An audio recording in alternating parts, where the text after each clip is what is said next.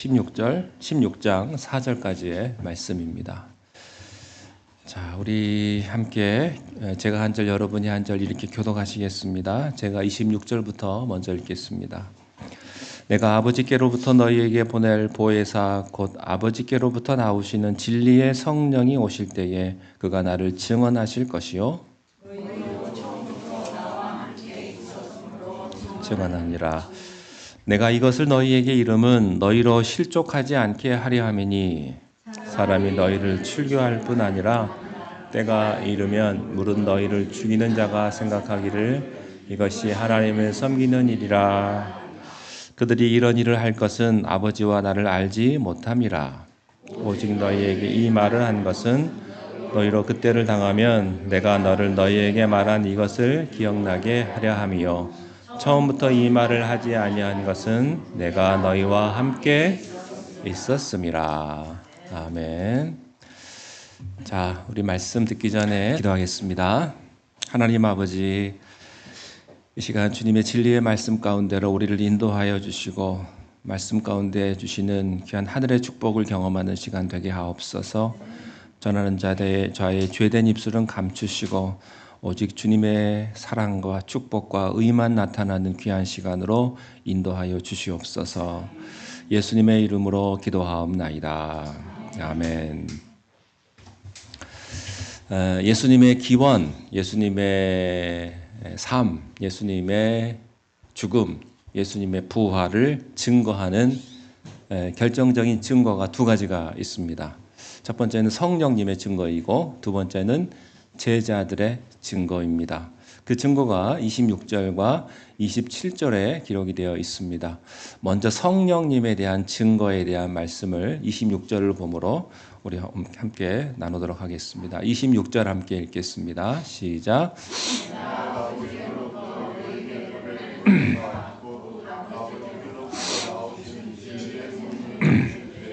그가 나를 증언하실 것이요.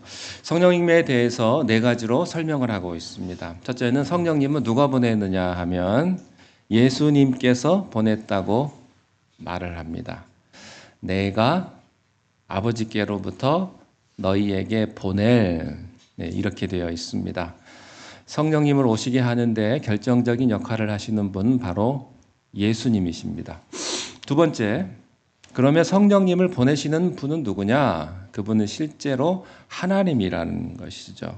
내가 아버지께로부터 너희에게 보낼, 그러니까 실제로 보내시는 분은 하나님이시다라고 하는 것입니다. 세 번째, 그러면 성령님은 어떤 분이시냐?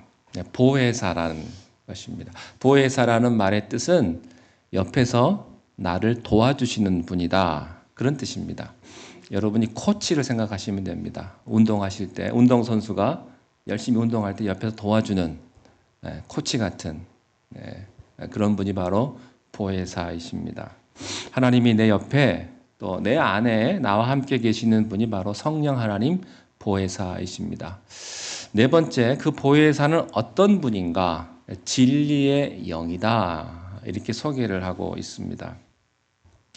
자, 그렇다면 진리의 영이신 보혜사 성령님께서 왜 오셨는가? 26절 말씀에 아주 명료하게 기록되고 있는데 그것은 그가 나를 증언할 것이요. 증거하기 위해서, 예수님을 증거하기 위해서 성령님이 오셨다라고 하는 것입니다. 물론 성령님께서 오셔서 우리들에게 기적도 주시고 능력도 주시고 또 많은 걸 주십니다만 그것은 궁극적인 목적이 아닙니다. 궁극적인 목적을 위한 것이지요. 성령님께서 오시는 궁극적인 목적은 딱 하나입니다. 예수 그리스도를 증거하기 위해서. 고린도전서 12장 3절 말씀에 보면 성령이 아니고서는 누구든지 예수를 주라 시인할 수 없다 하는 그런 말씀이 있습니다. 그러니까 우리가 예수 믿게 된 것은 성령의 역사입니다. 여러분, 세상에서 제일 말이 안 되는 얘기가 예수 믿으면 구원받고 천국 간다는 이야기입니다. 여러분, 이걸 누가 믿어요? 도대체 우리의 경험과 이성과 생각으로는 믿어지지 않는 거죠. 근데 우리가 믿을 수 있는 건 성령의 역사라고 하는 것입니다. 사도행전 1장 8절 말씀에 보면 오직 성령이 너희에게 임하시면 너희가 권능을 받고 라는 말씀이 있습니다. 그러니까 성령이 임하면 우리는 자연적인 능력이 아니라 초자연적인 능력을 경험하게 되는 것이죠. 술 취하지 말라 이는 방탕한 것이니 성령의 충만함을 받으라 라는 말씀이 있지요. 우리가 성령의 충만함을 받으면 놀라운 영적인 그런 세계를 경험하게 되는 것입니다. 그렇지만 이것보다 더 중요한 것은 성령님께서 오신 목적은 예수 그리스도께서 하나님의 아들이시요 그분이 메시아시요 그분이 우리의 구원자라고 하는 것을 결정적으로 증거해 주시는 분이 바로 성령님이시다라고 하는 사실입니다. 우리가 예수 그리스도를 믿으면 죄 사함을 받고 구원을 얻습니다. 이것은 일종의 공식과도 같은 거예요. 우리가 공식을 알아야 공부도 잘할 수 있습니다. 믿음도 마찬가지로 공식과 원리가 있어요. 그게 뭐냐면 예수 그리스도를 믿으면 구원은 받고 영생을 경험하게 된다 하는 것이 이게 원리인데요. 여러분 이 세상에는 참 많은 자연의 법칙들이 있습니다. 마찬가지로 예수를 믿으면 구원을 받는다고 하는 것은 일종의 원리, 공식과도 같은 거예요. 예를 들어서 모든 물체는 위에서 아래로 떨어진다든지 이걸 거부할 수가 없는 겁니다. 이런 원리를 우리가 그냥 받아들이는 거예요. 내가 예수님을 그 공식대로 원리대로 내가 받아들여서 믿게 되면 그 후로부터는 아주 놀라운 기적적인 삶이 내 안에 들어오기 시작을 하는 겁니다. 원리가 적용이 되기 시작하는 것이죠. 이것이 바로 성령님의 역사라고 하는 것입니다. 그런데 어떤 분들은요, 이런 원리만 받아들이고 그 축복과 결과는 받아들이지 못하시는 분이 있습니다. 예수 믿고 구원받고 교회도 옵니다. 신앙생활도 열심히 하고 또 봉사도 다 하는데 그 기적적인 풍성한 열매를 맺는 기가 막힌 원리를 모르는 채 그 축복과 기적을 모르는 채 살아가시는 분이 있어요. 믿음 생활하시는 분이 있습니다. 저는 여러분들이 실제적이고 감동적이고 또 기적적인 그런 축복의 삶을 여러분이 경험할 수 있게 되시기를 축원하는 것입니다. 예수님이 전해지잖아요. 예수님의 말을 들으면 우리가 처음에는 이성적으로 믿어요. 그리고 이해하려고 노력을 하죠. 왜냐하면 우리의 생각이 있고 경험이 있고 우리의 정보가 있기 때문에 이성적으로 믿고 합리적으로 믿습니다. 그러나 어느 순간에 예수님이라는 말을 들으면 왠지 모르게 욱하고 눈물이 날 뻔한, 눈물이 나는 그런 것들을 경험하게 돼요. 예전에는 아무 감동이 없었어요. 아무 감동 없이 찬송 부르고 아무 감동 없이 성경도 보고 그냥 국어책 읽는 거나 성경 보는 거나 똑같은 책이죠. 예. 성경책 보고 요약도 하고 정리도 하고 그런데 아무런 나와 상관이 없이 그냥 인포메이션으로 이 성경을 내가 받아들였단 말이죠. 지식으로 들었는데 어느 날 성경 안에 계시던 예수님께서 툭 하고 튀어나오는 거예요. 그리고 왠지인지 가슴이 뜨거워지는 그런 것들을 경험한단 말이죠. 이게 참 이상한 일입니다. 우리가요, 어떤 사람은 아무리 봐도 아무렇지도 않은데 어떤 사람은 그냥 보면 왠지 뜨거워지는, 모든 사람 보고 다 뜨거워지면 어떡하겠어요? 그럴 수는 없죠.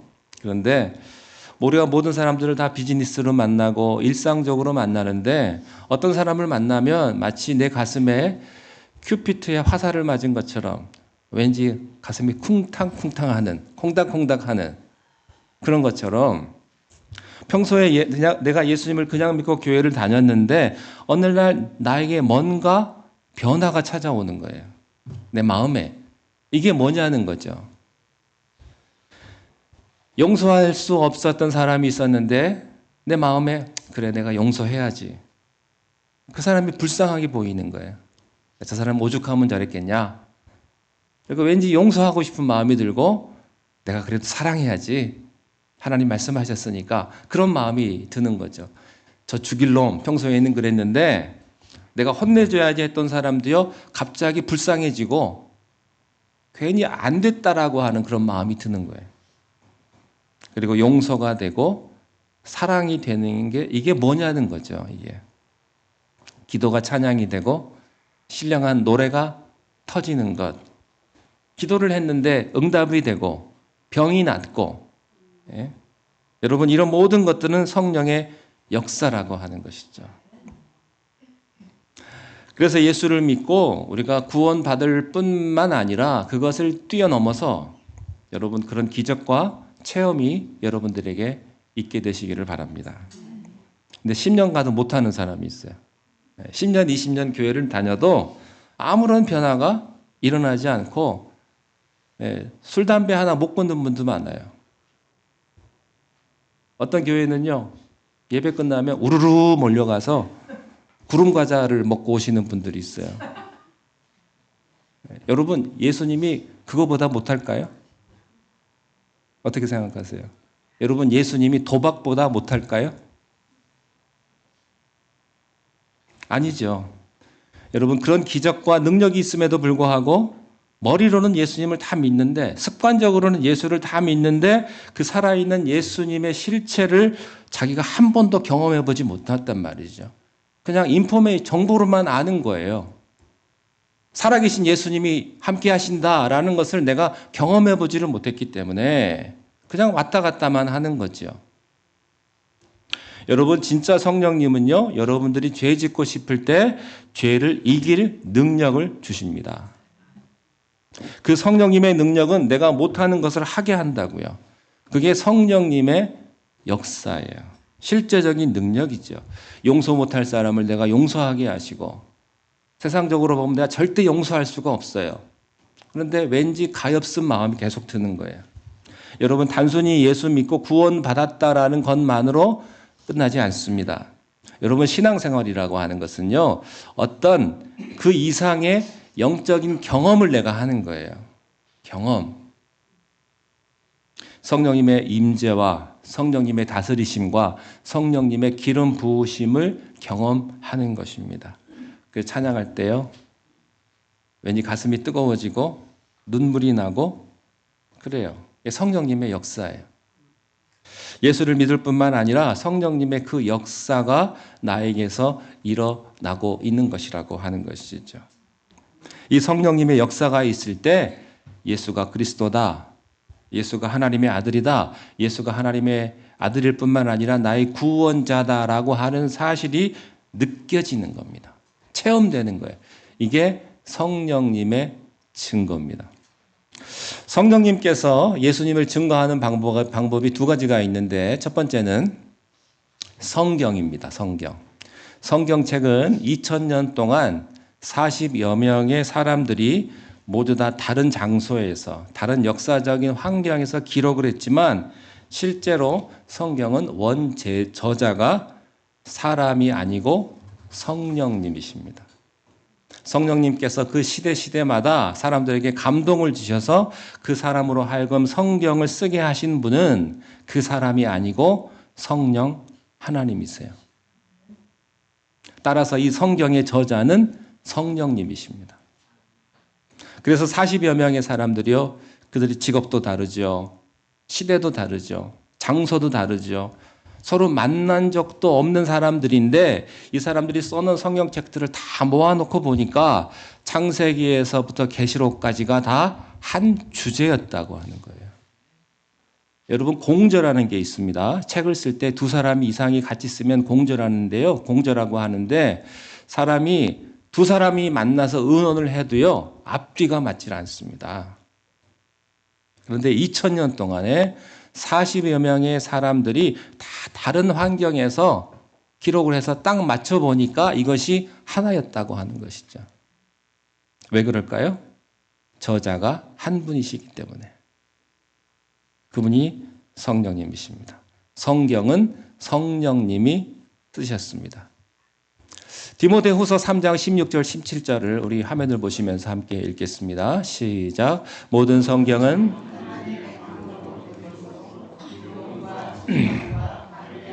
의로 교육하기에 유익하니 이는 하나님의 사람으로 온전하게 하며 모든 선한 일을 행할 능력을 갖추게 하려 함이라. 베드로후서 1장 21절도 우리 함께 읽겠습니다. 시작. 예언은 언제든지 사람의 뜻으로 낸 것이 아니요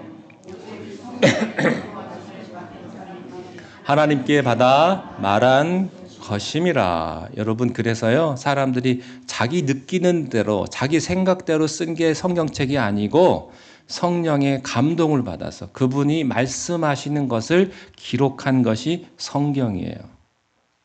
그러면 결론이 간단해요. 성경은 성령님께서 기록하셨기 때문에 성경을 누가 읽을 수 있느냐? 성령 받은 사람이 성경을 읽는 거예요. 그래서 성경은요, 수면제일 수 있습니다. 그렇게 읽으면 잠이 와요. 이게 뭔 소리인지. 읽으면 졸리고 안 읽혀지는 거예요. 안 들어오는 거예요. 그런데 어느 날 성경을 읽으면 그게 들어올 때가 있어요. 알아져요.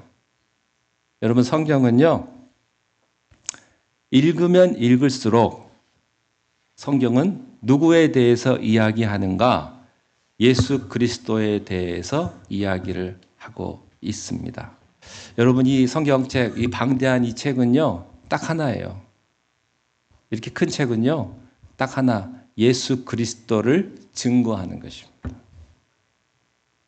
그걸 누가 하셨는가? 성령님께서 하셨다고 하는 거예요. 성령님께서 성경을 통해서 우리들에게 예수 그리스도를 증언하고 있는 것입니다. 따라서요, 성경을 정말 읽은 사람이 예수를 모른다면 그 사람은 거짓말이에요. 성경책을 다 읽었는데 예수에 대해서 하나도 모른다. 그 사람은 성경책을 안 읽은 사람입니다. 그래서 성경책이 언제 제일 눈에 들어오는지 아세요? 내가 어려움에 있을 때, 내가 고난에 있을 때, 아픔에 있을 때 성경책을 읽으면요, 그게 나에게로 들어와요. 여러분, 절망 중에, 고난 중에 있을 때는요, 이 성경이 보이는 거예요. 성경은 두 가지예요. 예수님을 발견하는 것이고요, 그리고 성령님을 체험하는 거예요. 경험하는 것이죠. 자, 두 번째 증거는 성령의 내적 증거입니다. 이게 어려운 말인 것 같지만 하나도 어렵지가 않아요. 이 말은 종교개혁자들이 쓴 말인데 이것은 성령님께서 내 안에 들어오셔서 우리로 말하게 하신다라고 하는 뜻입니다. 그 말씀을 성경에서도 하지만 성령님께서 내 안에 들어오셔서 말씀하시는 거예요. 여러분, 이 증거는 우리가 학교에서 배운 지식이나 세상에서 경험한 것이나 이것과는 비교할 수도 없는 영적인 진리들이에요. 이것은 누가 뭐래도 바꿔지지 않는 것입니다. 내가 아무리 유식하거나 내가 아무리 무식하거나 배우건 못 배건 간에 성령님께서 내 안에 오셔서 성령님께서 직접 증거를 해주신다라고 하는 것이죠. 성령님께서 증거해 주시는 세 단계가 있어요. 어떻게 내가 내 안에 성령님이 들어오셨느냐를 알 수 있는 그 증거 세 단계가 있는데, 첫 번째는 성령님께서 내 안에 들어오셔서 말씀하실 때는요, 첫째는 이해가 됩니다. 이해가. 모든 것이 알아져요. 성경은요, 아는 게 아니고 알아지는 거예요. 십자가는 내가 연구해서 노력해서 아는 것이 아니고 알아지는 거예요. 부활도 알아지고요, 기적도 알아지는 거예요. 두 번째, 성령님께서 오시면요, 죄가 깨달아져요. 죄가. 만약에 여러분에게 성령님께서 임했다고 해서 내가 모든 것이 다 이해가 됐는데 내 죄가 깨달아지지 않는 건 성령의 역사가 아닙니다. 이게 성령의 역사의 필수적인 거예요. 필연적인 게 뭐냐면 회개. 지금까지는 내가 남의 허물만 보고 있었는데 어느 순간에 자기 허물도 보기 시작을 하는 거예요. 예전에는 다른 사람의 허물만 크게 보였는데 이제는 나의 허물도 보이기 시작을 하고 이제 다른 사람의 허물은 보이지 않고 내 허물만 보이는 거예요. 자기 죄를 보기 시작하는 거죠. 이게 성령의 역사입니다. 만약 여러분의 삶에 후회가 아닌 회개가 일어났다고 한다면 그것을 인정하고 뉘우치고 이것을 절실하게 느꼈다면 이것이 성령의 역사라고 하는 것이죠. 세 번째 단계는 뭐냐면 믿음이 생기는 거예요. 그래서 예수 그리스도께서 내 죄를 위해서 십자가에 못 박혀 돌아가셨다는 사실을 내가 받아들이고 내 죄와 허물이 용서되는 것을 경험하는 겁니다. 만약에 우리가 죄만 깨달아지면 어떻게 하겠어요? 미치지요. 내 잘못만 보이는데 어떻게 살아요? 그런데 성령님께서 내 죄가 용서함 받았다고 하는 사실을 알게 해주신다고요. 이것이 내 안에 있는 내면적인 성령의 증거라고 하는 것입니다. 여러분 성경을 통해서 예수님을 발견할 수 있게 되시기를 축원합니다. 기독교의 신앙은요, 성경에서 출발해서 성경으로 끝나는 거예요. 이게 성령의 역사이기 때문에 여러분이 예수님 믿는 것이 성경으로부터 오는 진리임을 여러분이 믿으시기를 바랍니다. 당신 구원받았습니까? 네, 구원받았습니다. 하나님의 자녀가 되었습니까? 예, 하나님의 자녀입니다. 그러면 어떻게 합니까? 여러분 뭐라고 대답하시겠어요? 어떻게 알아요? 그때는 이렇게 대답하셔야 돼요. 그래요? 내 생각에는 내가 구원받은 것 같습니다. 이렇게 대답하면 될까요? 안 돼요. 어떻게 대답해야 돼요? 요한복음 1장 21절 말씀에 의하면 영접하는 자, 곧 그 이름을 믿는 자들에게는 하나님의 자녀가 되는 권세를 주셨으니 이 말씀에 기초하여 내가 하나님을 믿음으로 내가 구원받았습니다. 라고 말하셔야 돼요. 여러분의 구원의 기초는 뭐예요? 여러분의 생각이 아니에요. 여러분의 감정이 아니라고요. 내 기분이 아니라고요. 여러분의 구원의 기초는 하나님의 말씀이에요. 성경이 중요한 거예요. 내 감정은 왔다 갔다 해요. 내 생각은 왔다 갔다 해요. 그래서 불안할 때가 있어요. 그렇지만 여러분의 마음이 여러분 자신이 기준이 아니라고 하는 사실입니다. 여러분이 구원받은 것의 근거는 성경이어야만 합니다. 여러분이 천국 간다는 것의 근거는 뭐예요? 성경이에요.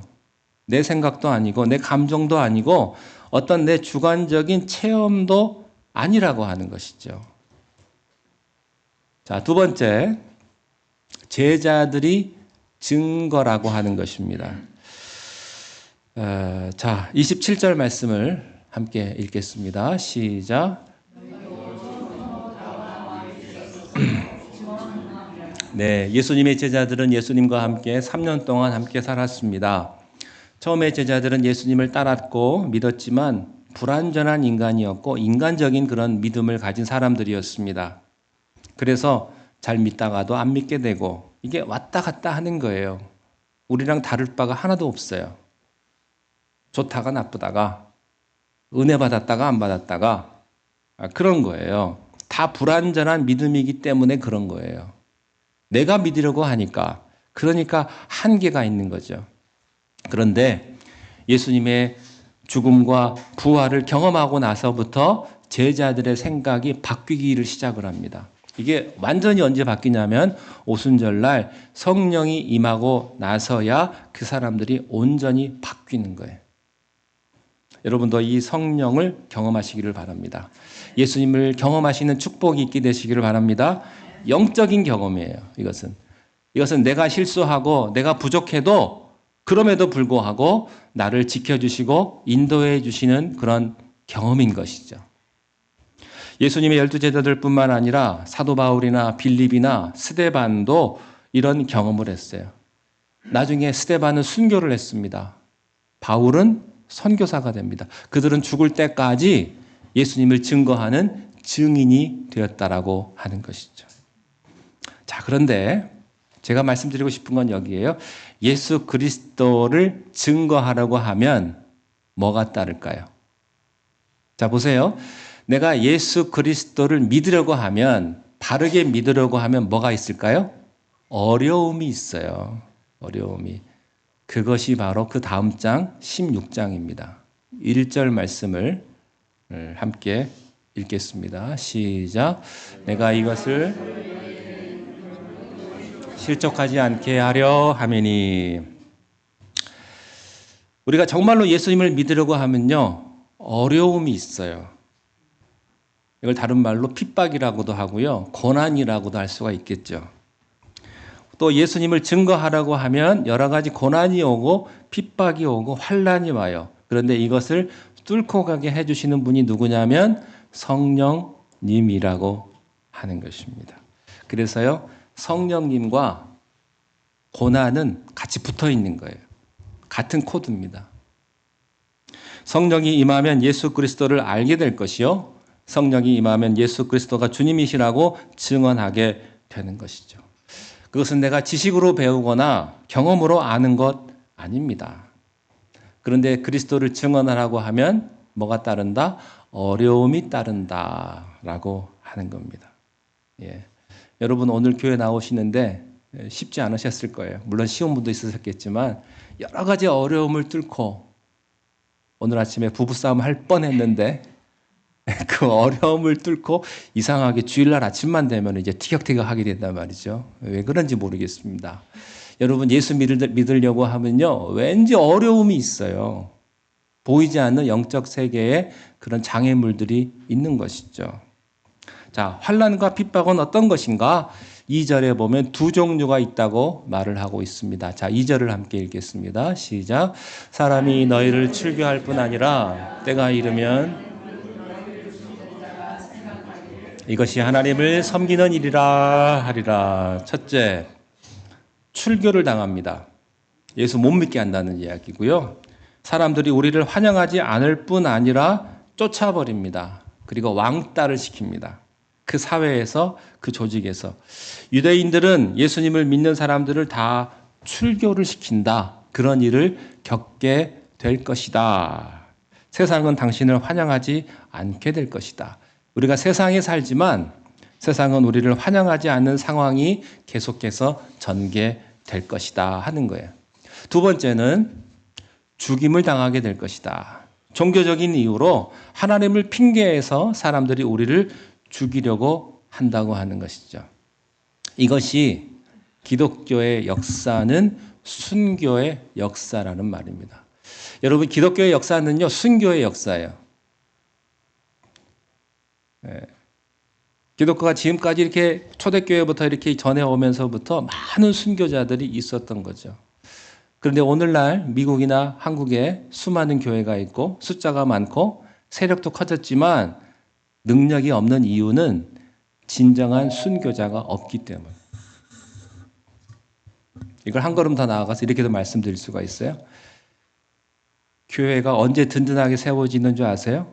희생하고 헌신하는 사람들이 많아질수록 교회가 든든하게 세워지는 거예요. 헌신하는 사람이 없기 때문에 교회가 힘을 잃고 능력도 잃어가게 된다고 하는 것이죠. 이것은 여러분의 가정에도 마찬가지로 적용해 볼 수가 있어요. 여러분의 가정이 든든하게 세워질 수 있는 이유는 누군가 여러분의 가정을 위해서 헌신하고 희생했기 때문이다 라는 것입니다. 예수 그리스도를 증거하기 위해서 목숨까지 버리는 것, 쫓겨나는 것, 그것이 기독교의 역사들이다 하는 거죠. 그것을 통해서 세상은 변하게 될 것입니다. 저는 여러분들에게 예수 믿을 때 어떤 어려움이 오든 어떤 환난이 오든 그것을 능히 이겨내는 믿음이 여러분에게 있게 되시기를 바랍니다. 그게 성령 받은 겁니다. 여러분이 성령 받으셔서 그래서 핍박도 있고 고난도 있는 거예요. 이게 진짜 성령의 역사입니다. 우리가 때로는 넘어지고 때로는 좌절하지만 그럼에도 여러분들의 믿음으로 다시 쓰셔서 여러분 믿음의 삶을 살아가시는 여러분이 되시기를 주님의 이름으로 축원합니다. 기도하겠습니다. 하나님, 진리의 성령님께서 우리 가운데 오셔서 우리가 하나님의 말씀을 믿으며 또 죄를 깨달으며 우리의 죄를 용서해 주시는 주님의 사랑을 다시 한번 경험할 수 있도록 축복하여 주시옵소서. 주님 섬기려고 할 때 많은 어려움과 위기가 있습니다. 그 모든 것들을 믿음으로 잘 이겨내게 하시고 성령님께서 주시는 놀라운 은혜와 축복을 경험하는 우리 모든 성도님들이 다 되게 인도하여 주옵소서. 예수님의 이름으로 기도하옵나이다. 아멘.